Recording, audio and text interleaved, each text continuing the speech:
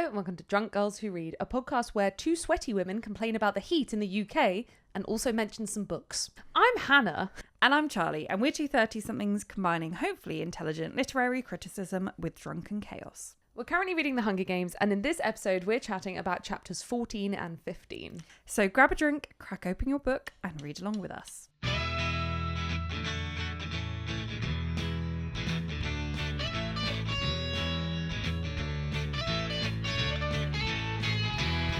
Hello. Hello, how are you? I forget every time what we do at the beginning of the different podcasts, even though it's the same.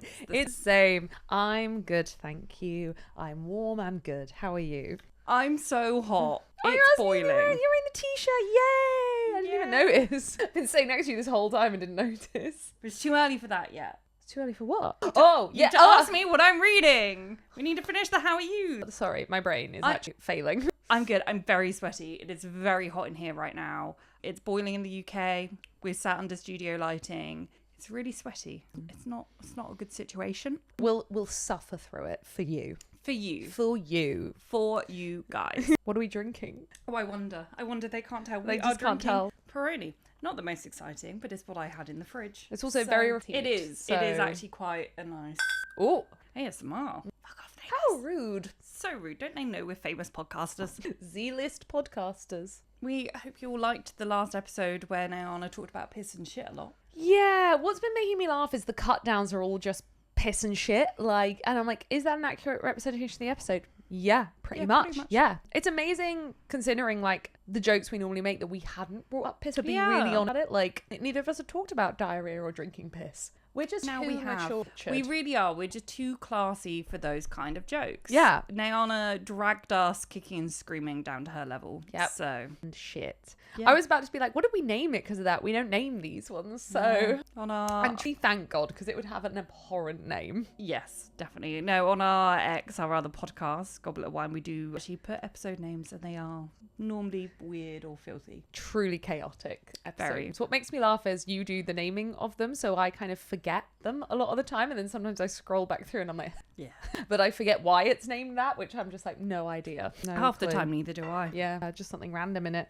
Ask me what book I am reading. I feel like with this kind of sentence, it should be I'm reading. Makes me laugh. That's I. What book you reading, Charlie? Great question. Thank you for that. I read Murder on the Orient Express because you harassed me into it. Hannah found out that I didn't know the twist. And she told me a few months ago, oh my God, you have to read it before you find out the twist. Don't worry, I won't say what the twist is. And yeah, I felt like quite a quick read the other day, so I was like, you know what, I'm gonna do it, and I did it, and I love it, and I think it's probably put me on to a bit of a Christie phase. Nice. Literally, I think about 2 days after I finished it, I went to go see The Mousetrap.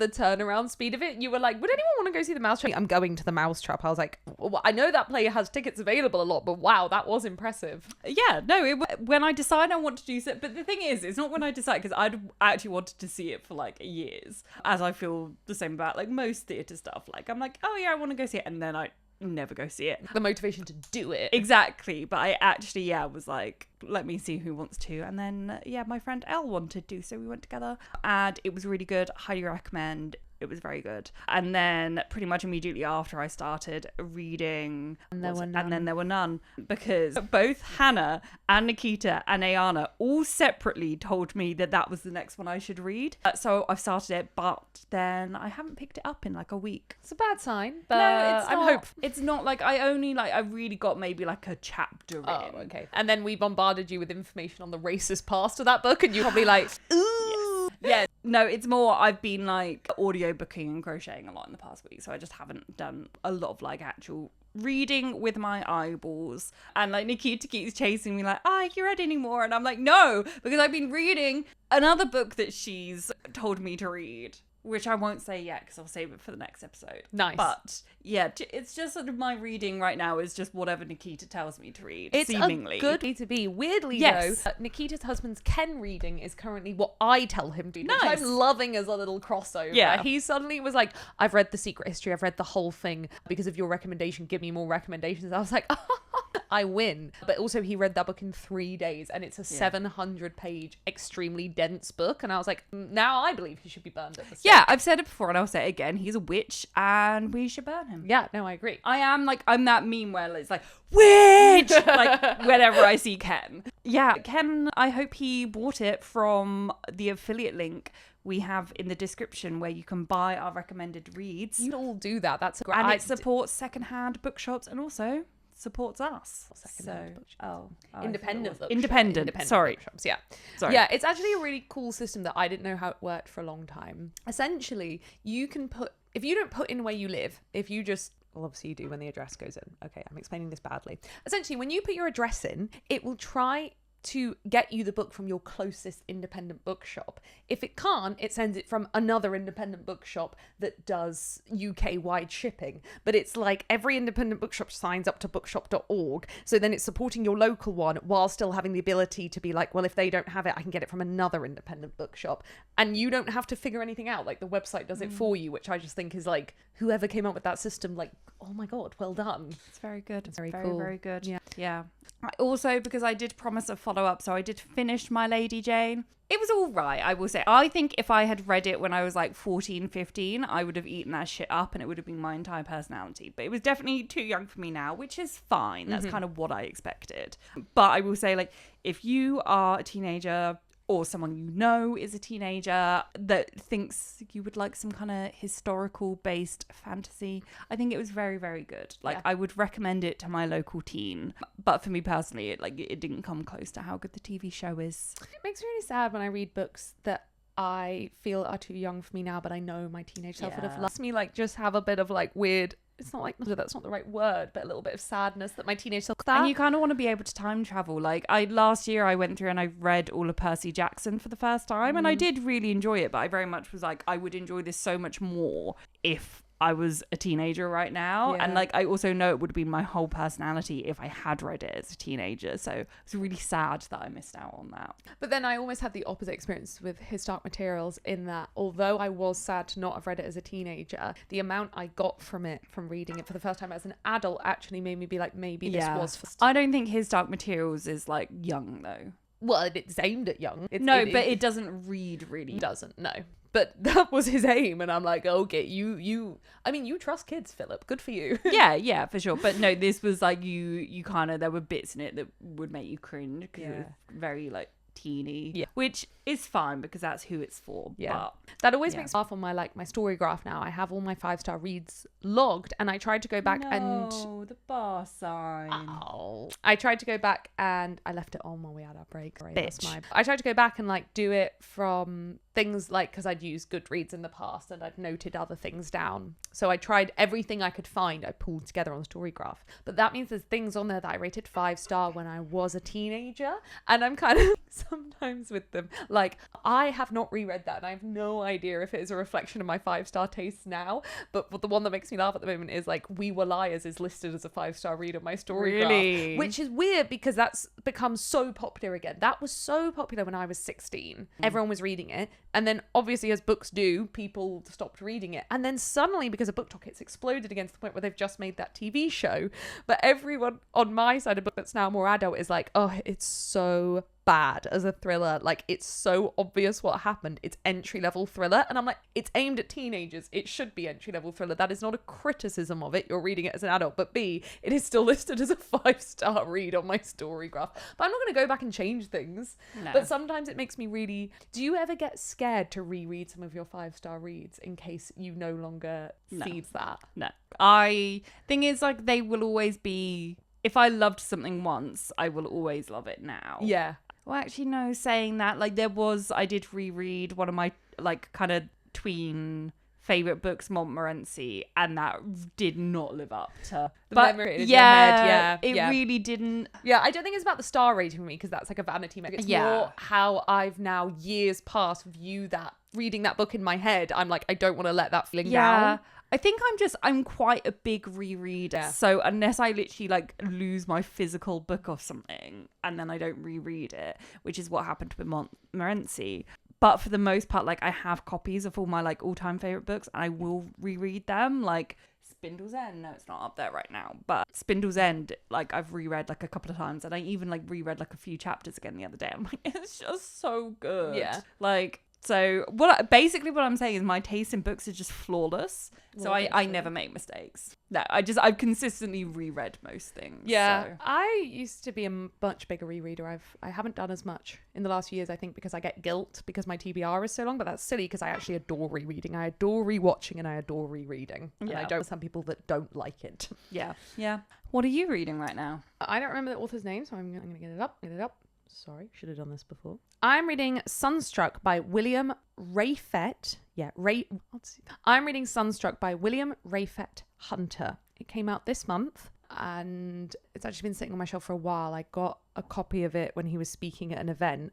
And when he was speaking, I was kind of like, yeah, that sounds like my kind of book, but they're purposely publishing it in summer because it is very much like set in summer. The heat wave forms part of it. It's meant to be this like very immersive book that's set in summer. So I was like, I'm gonna wait till summer because I didn't read it before. And I'm about to hit 2/3 of the way through, and I'm wondering if it's going to be my first 5-star read of the year. Oh, I know. Obviously, can't say that yet, but I'm absolutely loving it. It's also everything I would love in a book. I am an absolute sucker for something set in a fucking heat wave, like genuinely. I don't know why that's my weird, I know, but so many of my favorite books are that. I realized it last year and I was like, that's a really weird coincidence or like things I like. It's about class. So the basic story is this guy at the end of his last year of university is invited to spend the summer or like a month of the summer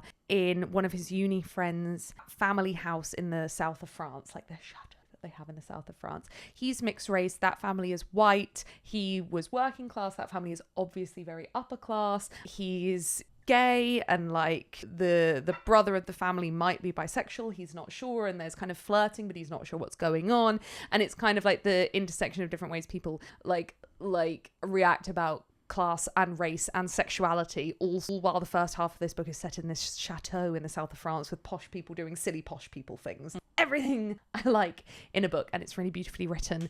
And yeah, I'm kind of like, will this be the first one? I want to finish it and see, but also I don't want to rush through it. 110 pages the other day, and then I was kind of like, ooh, I don't want to just like rush through the ending. But yeah, really enjoying it. Great book.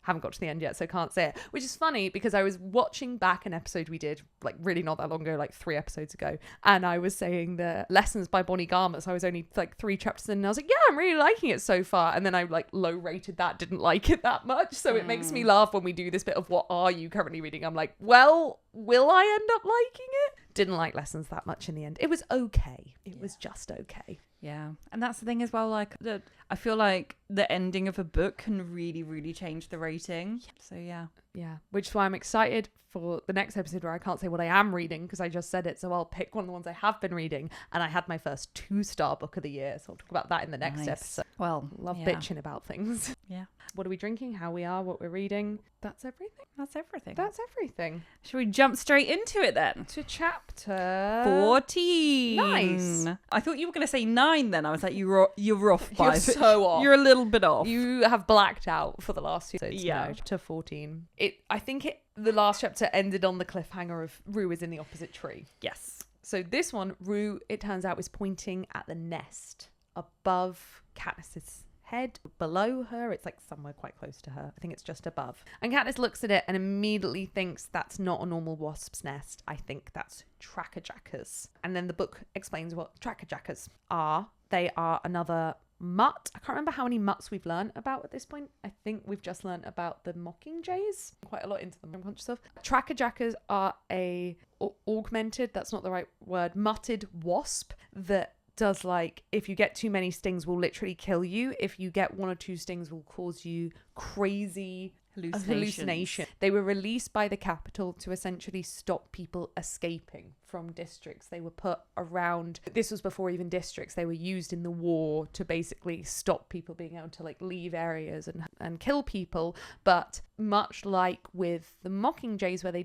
capital didn't clean up its own messes, they've been left and they've bred, so a lot of different districts have them still around. So Katniss and Rue both know what it is. She decides that she's going to drop them onto the careers using like the serrated blade of her knife, and she has the idea to do the majority of the soaring during the anthem to cover the noise, but she uses this trick quite a lot. She's also just so much more intelligent than me. Literally. And also just like has better impulse control, because I'm very much that person. Like I could be sat like, I don't know, doing something like watching TV.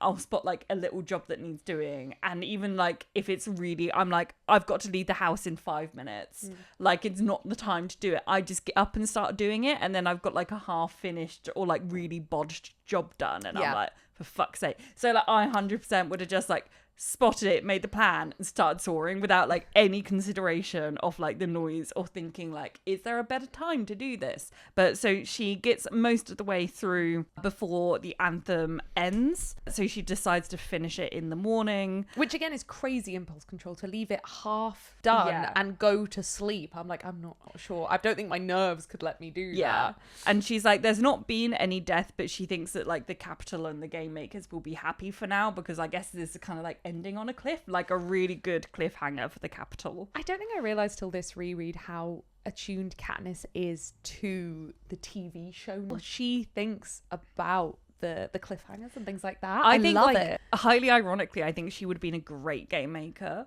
Yeah, I suppose anyone that's kind of somewhat good at the games would be in some way. Yeah, I guess it's like so. A similar knowledge, but yeah, you're right. But it's so okay. It's this kind of thing where the Hunger Games can no longer have the whatever experience they were trying to create at the beginning, where no one knew anything, because all the kids are now not born, but grow up aware that they will be on the TV camera, and it's. We never see from the Capital's perspective that people think it makes it worse, but it's kind of similar to how all reality TV shows go downhill once you have a few seasons and people become aware of how it works, how the game works, how they want to perform for the cameras. Like the fear that the Traitors is going to become bad because people now know. Love Island went bad because everyone now knows that they can try to exit with a pretty little thing deal. Like it's that kind of thing with reality. You know what's really unfortunate? I'm watching Love Island again. Are you? I didn't know it's this. Really good. Is right, it good? Okay, Is it? Yeah. Okay, so there was something in the water, something in the air. I don't know. It felt like I heard the voices talking to me and went, you're gonna watch Love Island. Like something felt right in the universe that was saying, watch Love Island again. I also lived with the 23-year-old who wanted me to watch it, so I was like, okay. And I think watching it with someone is a different experience, like because you're talking like through it. Yeah, but I was like, fine, I'll watch it, but I was like, I'm gonna watch it a day behind, because I was like, there is no way I'm staying up until 10 every night to watch Love Island. Like I'm not doing it. I need like an hour in bed before I go to sleep. This cuts into that time. I'm not doing it. I've been watching it like every night live. like after, I would say the first thing is, you know, that classic thing with Love Island, it always starts out bad. It started off really good, and you can tell they've really changed up the format. Like, because you know, it felt like towards the end of when I started to watch it, we stopped watching it, which I think was like 2019. Like so really they just wouldn't predict all change the beats, anything. This year they've actually like changed stuff up, and they've really just like kind of given, and I think maybe they have been doing it for a while, but I've not been watching. But unfortunately, it's like really good. They've also just got like batshit people in there. The one thing I will say, every single man in it is ugly, and I don't mean like not my type or like a bit mediocre. I'm like actively ugly. Like they are hideous. Like I'm so sorry to like online bully these men, but like what the fuck. One of them, I am convinced he's 15, and I've got a theory about it, right? Because so they had to get rid of, I'm so sorry for this tangent on this book podcast, I'm talking about Love Island, but so they had to get rid of one of the cast at the last minute because they found out that he was like convicted of attacking someone with a machete, which is like, how have you not done background checks in the casting process? So they had to like replace them. And I'm convinced that it's like the producer's son that is currently on study leave from exams because he is 15. If you're watching, I'm referring to Tommy, if you couldn't tell. You cannot convince me that is not a 15-year-old. And like, are people liking him? Is he getting he's my favorite. But so he, in like the first episode, was like, oh, I've never like slept overnight, shared a bed with a girl. I'm like, yes, because he is 15. Like, honestly. And I keep like, I'm like, every single time, even though he's my favorite, I'm like Eloise will be like, oh, who do you want to go out? And I'll be like, Tommy, because he's missing his exams. He's got GCSEs to do. Like, I'm really stressed about this 15-year-old boy. And like, at one point it looked like one of the like players in the villa was like being a bad influence. And I'm like, no, he's so young and impressionable. Like, he is 15. I will die on this hill. Yeah, Tommy Love Island. UK 2025. I mean, the photos are so highly edited. I'm trying to look for one where like, okay, this is him normally. Oh, the fucking Love Island teeth. Older in that. He looks older in that. Okay, there, but that's edited. Sorry. Bless you. He looks like an old man there. Trust me, he's not. He's 15. Okay, is that him? No. Okay, great. Also, no human looks like that. What have they done to the editing of that? I'm so scared. I mean, now. the promo photos are always awful. But it looks like he's got extra breasts going into his armpits. Maybe he does. Maybe. I don't want to judge. Yeah. Anyway. Good. Well, I'm glad you're enjoying it. Yeah, it's kind of, it could almost be an interesting layer that the Capital people, I don't know. I find it interesting that they are playing into the fact it's a TV show. I like it, and I like that Katniss is aware of it. Yes. She gets some medicine. Yes, Haymitch also, because they're so alike, used the anthem to cover up that he was sending her medicine. And it works like magic. It immediately starts to cure her. Is it burns? I can't even remember how she's injured at this point. She has had so many injuries. Yeah. No, it's the deep burns and the burns on her hand, and then she uses it later on the tracker jacket thing. But she knows in her head that this must be incredibly expensive, but that then obviously tells her that whatever she's doing is working, and she's seeing response. I will say this is one of my maybe like only actual criticisms of the Hunger Games is like, you know, when you're watching a film and there's a fight scene and you're like, they would have died, that would have killed them. Like, oh, do you want to know that will make you happy on this? I watched In Bruges for the first time. I know you did. I had this conversation with Neil the other day. So good, they right? should have died. So many. Oh my god, people would not die of their fucking injuries in that film. I was like, you'd be dead. You'd be dead. You'd be dead. You're irritating me. You would be dead. Fantastic but film. It's Great a comedy, so I can like let it go. I know, but it was very graphic for a comedy with like real injuries in. So I was like, you'd be dead. But fantastic film. Oh, brilliant film. I rated it like 4.5. Yeah, I cannot believe it took you guys that long. Like, and I only watched it because my mum and dad were in. Yeah, like it's honest. It's so good. It's one of my like top 10 favorite films, probably. Like, if not top 5. It really made me laugh. I went on Letterboxd afterwards when I was rating it, and so many of the comments are like, this is just secretly a Harry Potter film because the amount of actors fourth film in particular, actors that are in both, because I did not realize till right at the end that the girl is Fleur Delacour. Like, and I was being blind, didn't realize it was Fleur Delacour. But yeah, it's like her. It's so many of them. I was like, this is insane. Yeah, it's a great film, guys. Watch that film. But anyway, the Hunger Games, I think it's like, it's not that maybe a specific injury should have killed her, but it's how relentlessly she will be starving, be burnt, be stung, be sleep deprived, be starving, and it just feels like she wouldn't be able to keep going. And like the medicine at least like does start to explain it now. However, at this point she's already relentlessly been starved and dehydrated and burnt and sleep deprived and can't remember what other injuries, but it does feel like it stretches a little. It's kind of a bit like plot armor at times. But then sometimes things happen in real life where you're like, sorry, how did you live? I'm thinking of obviously the guy on the plane crash that just happened.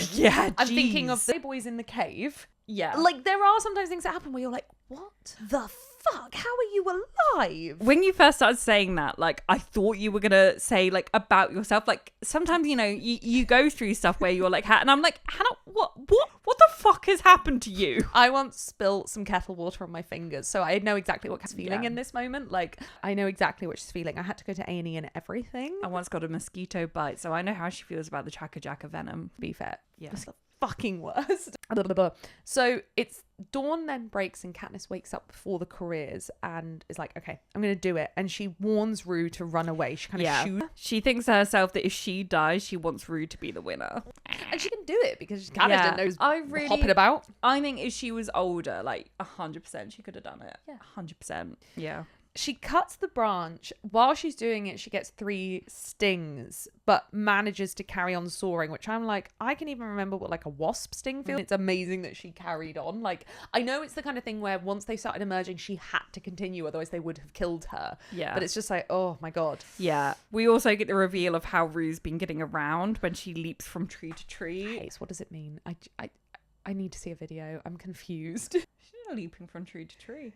What I don't get is, like, I don't know if I've just massively missed it. Like, I just don't get the relevance, because this is why I always think 11 is trees, but 11 isn't trees. But I think it's trees because she's jumping through the trees, even though that doesn't make sense, because why would you be up a tree if you were chopping them down for lumber? Do you know what I mean? But still, there can only be one tree associated, but no, it's agriculture. Rue herself says she's good at this because she climbs trees, so why is she climbing trees? This is what I'm saying, because like the only reason we're given is like, but it's not because it later says that she's always it's picking fruit. in Trees trees. are small. Yeah, no, it can't Where do you be. think apples And lemons and limes, plums. These podcasts don't bring out the best in me. And worse, Pears. it's recorded. You know what this is giving? It's given when I said that all battles are fought with swords. I just forgot that battles were a real thing. Seemingly, I forgot that fruit trees are a real thing. Fruit from trees, bananas, But because most fruit. Okay, so I can get on board with like Papaya? Banana trees are quite big, aren't they? But trees are quite big, but I don't know if banana trees are native to North America. Well, exactly. Because, because hear me out, because I was thinking about it, like, these are clearly fucking massive trees, right? Well, clearly, if Rue can do this, but yeah, apple, orange, plum, all of those are low trees. Exactly. And I guess maybe they have like capital genetically engineered, but that's why my brain didn't go apple, because I'm thinking about some big fuck off trees like you get in North America. But I guess maybe they are apple trees, but like genetically engineered to be like fucking massive. I don't know. But yeah, because I couldn't really get why they were up in the trees. Like the only reason we're slightly given, but it doesn't explain why she's up there anyway, is that she is like in the top layers so she can see the signal for when it's like going home time. Yeah. But that implies that she and other people were already in the trees, because it says it's because she's the highest, implying there's other people lower. So she's the lightest, so she's picking the apples at the top of the tree. But it must be genetically engineered apple trees, because I also don't think anyone can jump tree from tree like she's doing. I just don't get it. It's giving Tarzan. It's giving George of the Jungle. Ages. So good. Actually, I watched Tarzan in ages, actually. I rewatched Mulan recently. Oh, I love Mulan. Mulan's my favourite. Same. Yeah, it's giving Tarzan. I mean, I'm not doubting that one person could do it. It just almost, I'm reading it like when Edward is jumping with Bella on his back in Twilight. Or like, it's very like Spider-Man, isn't it? Yeah. Yeah. Off she goes, jumping through the trees. And like Katniss actually has a moment of laughter, like kind of when she realizes how she's been doing it, which I think is like a very sweet, like brief moment of levity that we get before all hell breaks loose. Yeah. So she soars through, it drops, she gets stung about 3 times, I think, in total, at least at this point. And boom, all hell breaks loose. It hits the floor, it explodes. They start attacking everyone that they see. The careers and Peter immediately like run for the water, which is quite good instincts, to be fair. But Glimmer and the girl from 4 get really, really badly stung. Yeah. Katniss decides to run the other way, very sensibly. But also to water, which just... There's a lot of water now. So I had this note for a few chapters' time. All of a sudden, water isn't an issue. Yeah. And we also get, and I'll go into it later on in the chapter when we reach it, but we get a source of water that's confirmed to be relatively near to the cornucopia. So either 2 things are happening. One is she just got really unlucky. She just chose like the one path that really, really happened to not have a source of water. Or 2, this was like an engineered form of punishment from the capital, that they were actively taking away sources of water in her path until it got to a point where they were like, okay, fine, she can find some now. Yeah. Because how, like, she finds so much water after this point. She's just stumbling across it. There's so much, like, I also made the note in a future episode time, but it just made me laugh at this one that Peter and the other boy careers go one way, she goes the other, and they both find water. Exactly. After she's had such an issue, like, it must surely be that the capital were actively, like, taking away. I can see a world where there is an area of the arena with barely any natural water because they wanted people to get dehydrated, and she just happened to choose that area, then made decisions that meant that she didn't find one. I can see how that works, but obviously without it being explained, it just seems like a bit of plot convenience of there's no water where the plot serves, and then there's water where we need it for the plot to serve. Like, it's a little bit... Yeah, but it also, it could be as well that, like, maybe she was getting loads of donations and the game makers did want to, one, punish her, and two, kind of fuck with the fact that she was getting loads of donations. Yeah. So they were like, oh, if we dehydrate her, then Haymitch will send her water and use up some of that money. And maybe, like, they only gave in when they were like, Haymitch is not going to send her money. Water, like, this is not working. Yeah.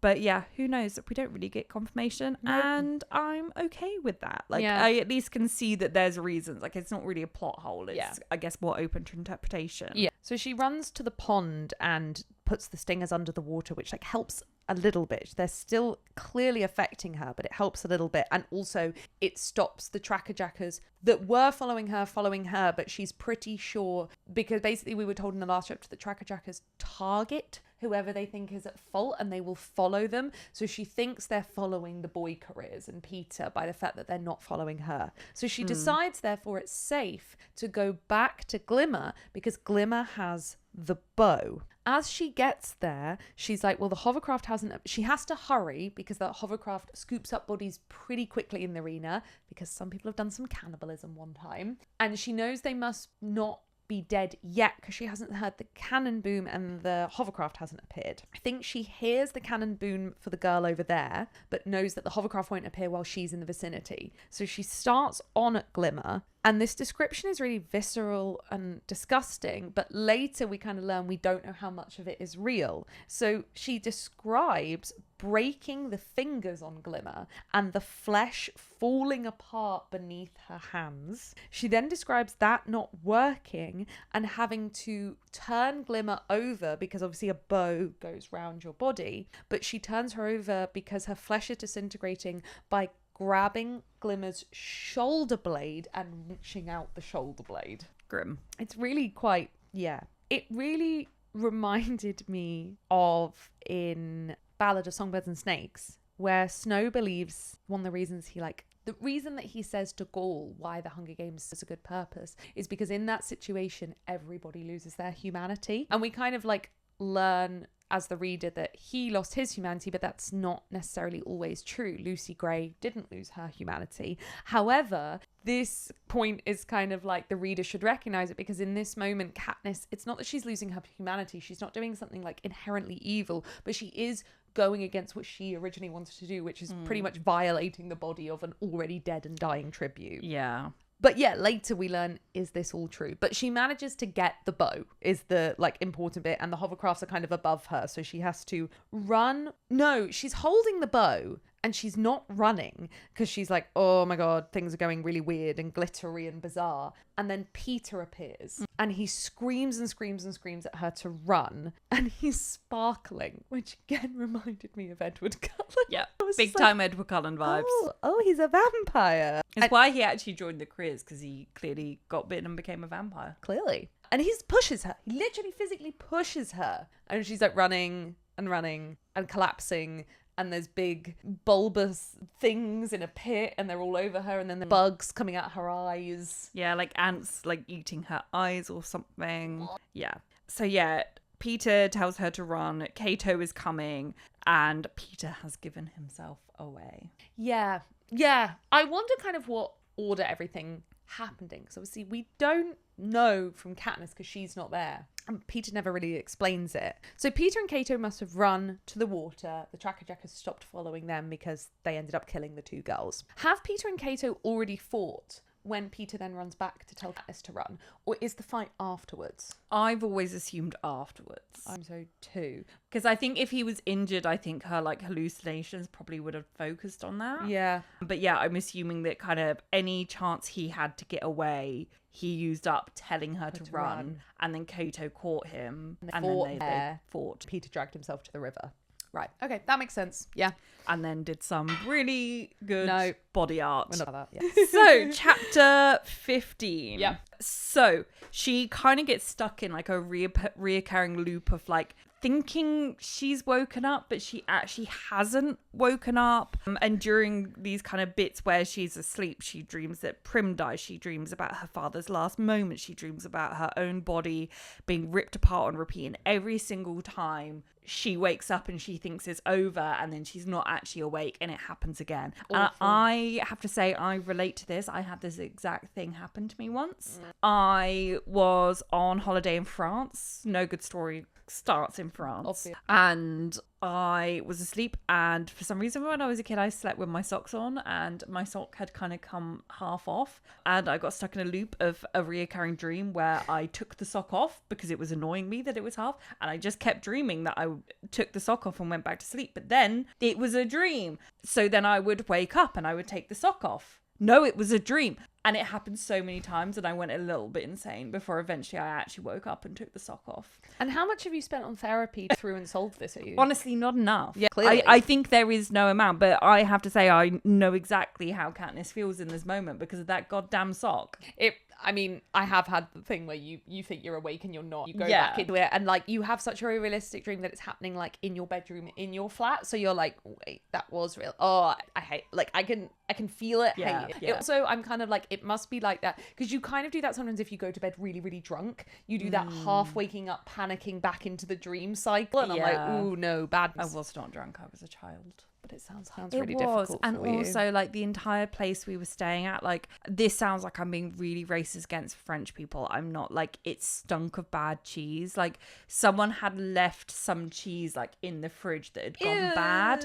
So when we got there, like, the entire place stunk of, like, bad cheese. And that's not the kind of smell that just you can air out and goes away very quickly. So whilst I was having this reoccurring dream that I was taking my sock off, like the entire place stunk of like moldy cheese. I need you to remind me next time you see my mum to get my mum to tell the story of when her and my dad, one of the first holidays they tried to take me on, they drove to France, hired what they thought was like a nice farmhouse, and the family who lived in that farmhouse were just staying in the shed outside. It was like the filthiest, weirdest farmhouse ever, and they had to run away in the night because they were scared.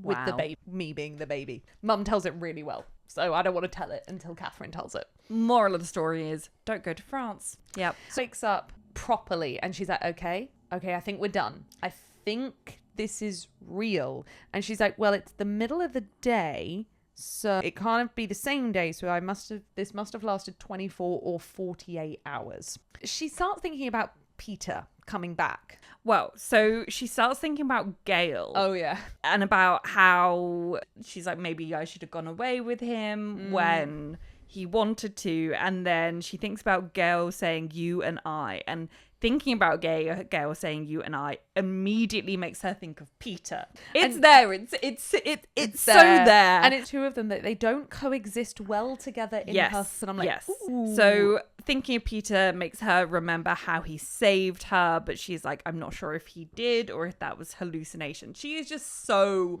unwilling to trust this man, which like honestly at this point kind of valid because he did like seemingly join the careers. Yeah, and she's had no explanation for that yet. And yeah, the thinking of the hallucination thing, she's kind of like, okay, did I hallucinate Peter? Did I hallucinate Glimmer shoulder blade? Were ants coming out of my eyes? Like, yeah. And the reader never knows what was real and what wasn't, which is fine. That's good. Yes. But this marks a massive turning point in the games because for the first time, she has a bow and arrow. She thinks to herself that she is no longer prey that runs and hides or takes desperate measures. For the first time, she actively, like, can go on offensive mode. Yeah. Like, she can go on attack mode. Like, she thinks to herself that if, like, Kato came like running at her through the woods right then, she can shoot him. Like, she doesn't just have to run. And she also thinks that she's actually looking forward to that moment, like, with pleasure. And, like, you can imagine what a turning point this must feel for you if you were in that position of having felt so absolutely hopeless and defenseless. And now for the first time, you're like, okay, like, I can do something other than run. Must be such a reassuring feeling. And she must feel like, for the first time, like, maybe she does have a chance in the games. And a bow and arrow is such a good weapon. If you're every other tribute, I think, apart from the one that can throw knives, don't remember, every other tribute is reliant on hand-to-hand combat, which puts you at a very vulnerable position, because if the other person is as good or better at you, then you're gonna die. She doesn't need to be better because she can hit, for example, Kato before he comes into range, and there's nothing he can do. I think one of them can also throw a spear, but like it's not really the same, because the knives and spears, the knives and spears, you have limited chances, whereas there's a lot more arrows. She could also, if she wanted to, sit in a tree and pick people off. Like, it's such a powerful weapon. It kind of makes sense that there was only one in the game. Big time. And it's also like, do they put one in every year? Or was Katniss using it? Like, I'd like to know, like, how many they put in normally and things like that. She's to find food and water. Because she's, once again, dehydrated and starving. Luck, it's just fucking water everywhere. Like, bodies of water literally everywhere. Honestly. She kills a rabbit, something that is kind of like a turkey. She says she, like, plucks it and then cooks it. And I'm like, how fucking long would it take you to turkey? Like, genuinely, would that not take hours? I've never plucked. And I really, this would be, the hunger in the Hunger Games would be what got me. I mean, to be honest, anything would be. No, I can't fight. I don't know why I'm so certain it would be the hunger. But I get in the face well easily, but being hungry, no. No, I just, like, I could never skin an animal. Like, when I hear about people doing this, people that like hunting, and they'll probably like skin and like, I forget what the word is, but you know, like cut apart an animal. No. I'm sure I could do it in this situation. Starving. Like, I'm sure I couldn't. You literally just drop down dead of starvation. But also because I don't know how to do it. Well, I have no idea how. And I'd probably eat a part that would kill me. I think I would just try and like exist off like berries and stuff. Then you're dying of the diarrhea. It's on brand. I'm not going to complain about that. But she waits for dusk to cook so she can kind of light a fire, and it will disguise the smoke, but it's not going to be pitch black and like draw attention to her too much. She's just a smart girl. She really is. But then as she's cooking, she hears a twig snap. She immediately arms herself, gets ready to shoot, turns around, but she can't see anything until she realizes she can see a child's shoe poking out behind a tree, and it's Rue.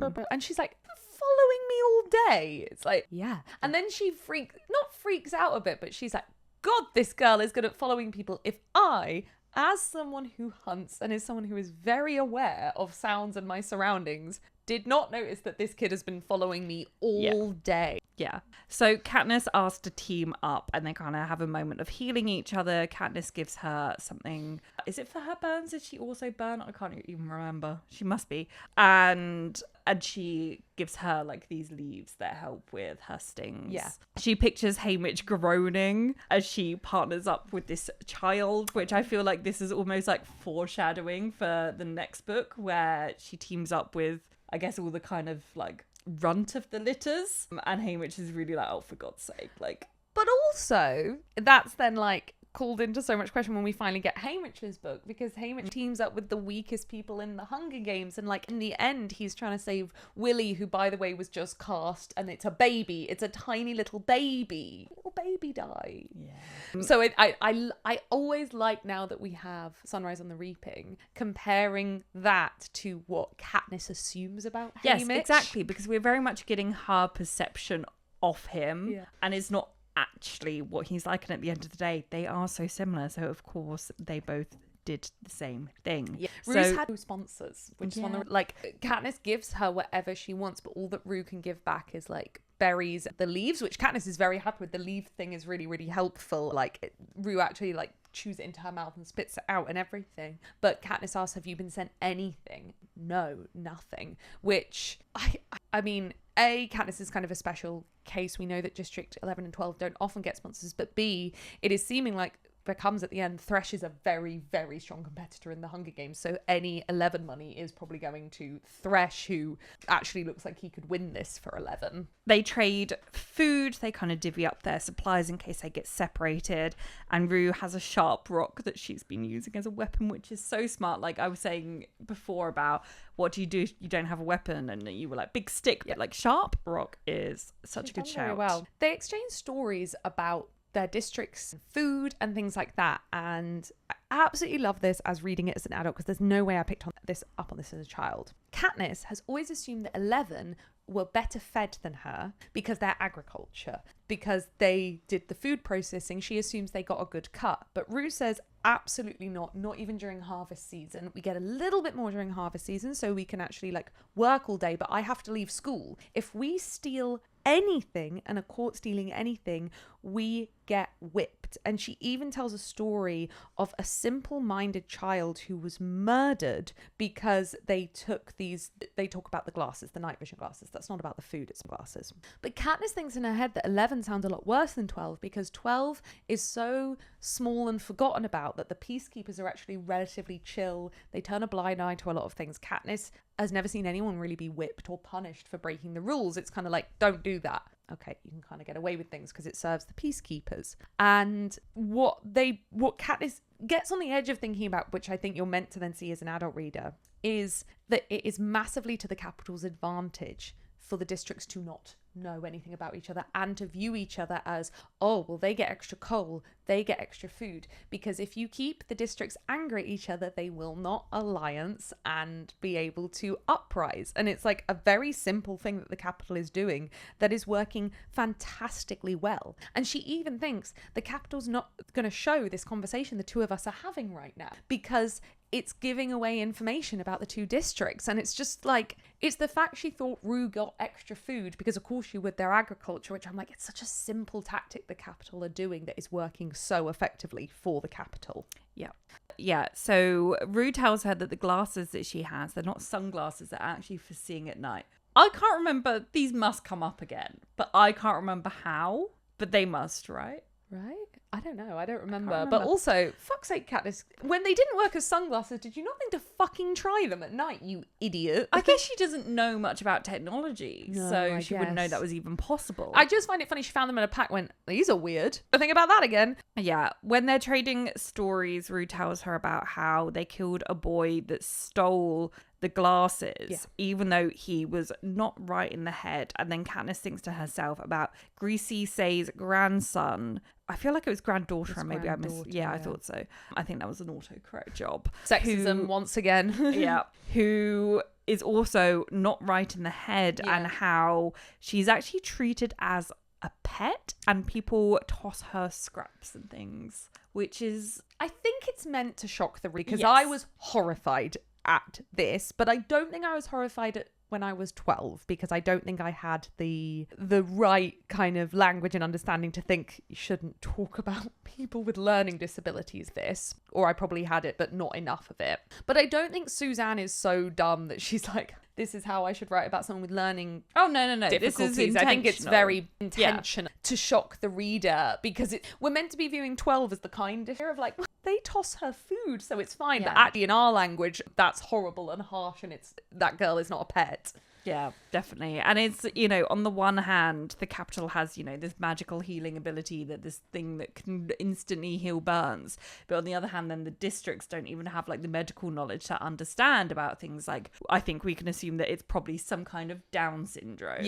that these poor children have. And there just isn't that knowledge to like understand. And it's just like, oh, they're not right in the head. And then they're completely dehumanized in the way that they're treated. Yeah. And we also, the films then decided to double down on that and show that these people who have learning differences can be reaped. In the Ballad of Songbirds and Snakes film, they showed someone with Down syndrome being reaped, so they're not even excluded from things like that. So it's just like, oh, brutal. When they did that, when they cast that, I was like, oh, Jesus Christ. Like, I know what you're doing, but Jesus Christ. Yeah.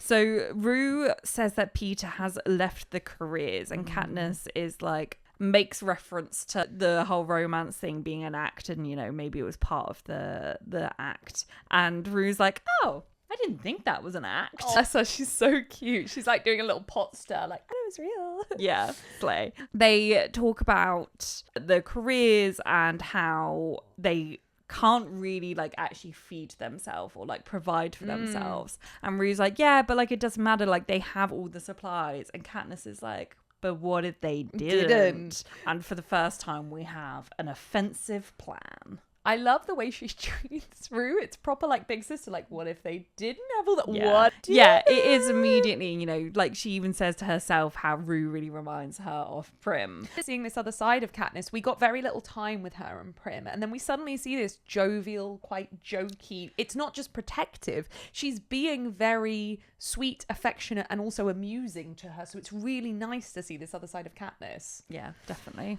Oh. Okay, we're an hour in. Okay. Should we cut it? Yeah. Okay.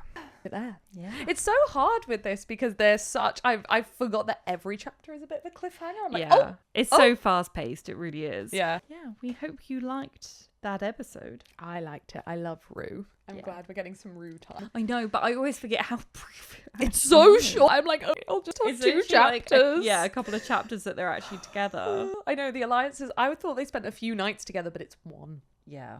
But I can enjoy it in this moment. Yeah, definitely. Thank you for Alright. listening. Yes. We'll see you in the next episode. Bye. Goodbye.